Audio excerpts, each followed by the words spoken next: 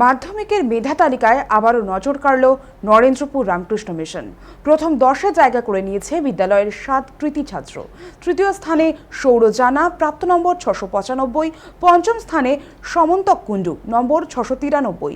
সপ্তম স্থানে রয়েছে সমজ্যোতি দাস, তার প্রাপ্ত নম্বর 691। যুগ্মভাবে অষ্টম স্থানে রয়েছে জীবিতেশ কায়াল ও সৌম্যকান্ত কুইল্লা, দুজনেরই প্রাপ্ত নম্বর 690। নবম স্থানে ঐশিক চক্রবর্তী, নম্বর 689 এবং দশম স্থানে অনুরাগ মণ্ডল, তার প্রাপ্ত নম্বর 688।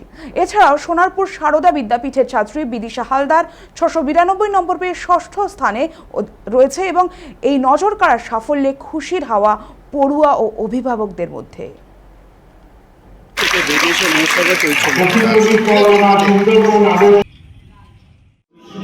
খুব ভালো লাগছে।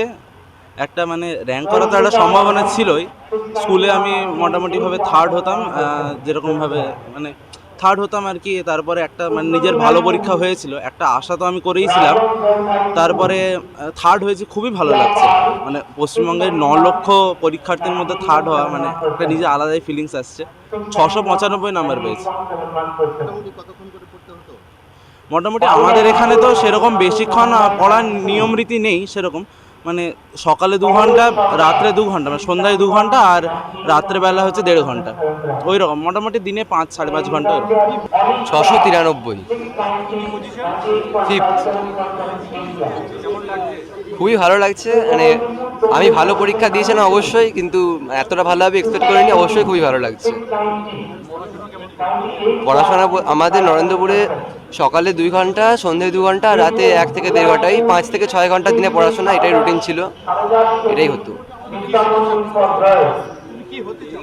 আমি ইঞ্জিনিয়ারিং লাইনে পড়ছি, ইঞ্জিনিয়ারিং হতে চাই এখন, কম্পিউটার সায়েন্স ইঞ্জিনিয়ারিং করতে চাই। ঐশিক চক্রবর্তী, 9th, 689। রামকৃষ্ণ মিশন বিদ্যালয়, নরেন্দ্রপুর। পড়াশোনার চাপ ছিল, কিন্তু তার সঙ্গে একটা চেষ্টা ছিল যে আমরা ভালো রেজাল্ট করতে হবে। সেই কারণে সবার সহযোগিতায়, সবার অনুপ্রেরণায় ভালো ফল হয়েছে। আশাবাদী ছিলাম, হয়েছে সেরকম। আমি এখন ডাক্তার হওয়ার আশা রয়েছে, সে মেডিকেল পড়ার চেষ্টা করছি। সারাদিনে ঘন্টা ধরে সেরকম পড়া হয়নি, মোটামুটি 15-16 ঘন্টা করে শেষের দিকে পড়তাম মাধ্যমিকের।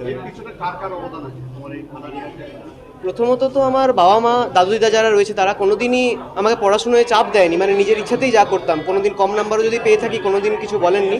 এছাড়া স্কুলের যারা শিক্ষক রয়েছেন, তাদের অবদান অবশ্যইভাবে অনস্বীকার্য। কেননা তারা যেমনভাবে পড়ান, যে বাইরে কোনো বিশেষ টিউশনই পড়ার দরকার হয়নি। টিউশন ভিত্তিক পড়াশুনো সবিশেষ ছিল না।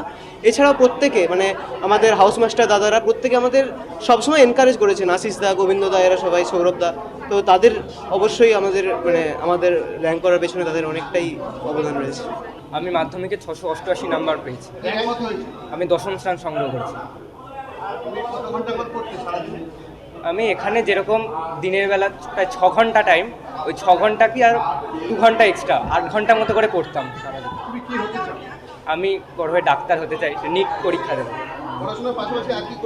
পড়াশোনার পাশাপাশি আমি নিয়মিত খেলাধুলাও করতাম, তারপর তবলা বাজাতাম। বিদ্যালয়ের রেজাল্ট অন্যান্য বছরের মতো এবছরও ভালোই হয়েছে। 7 জন ছাত্র আমাদের মেধা তালিকায় এসেছে, আর এখনও পুরোপুরি রেজাল্ট আমরা পাইনি। পুরোটি পেলে তাহলে আরও বিশ্লেষণ করার সুবিধে হবে। তৃতীয় স্থান, পঞ্চম স্থান, সপ্তম স্থান, অষ্টম স্থানে 2 জন, নবম এবং দশম, এই কটি স্থানে আমাদের ছাত্ররা আছে।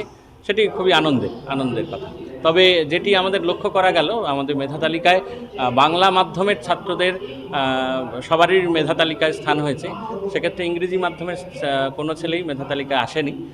সেটি কী কারণে হলো, সেটি হয়তো আমাদের আর একটু খতিয়ে দেখতে হবে।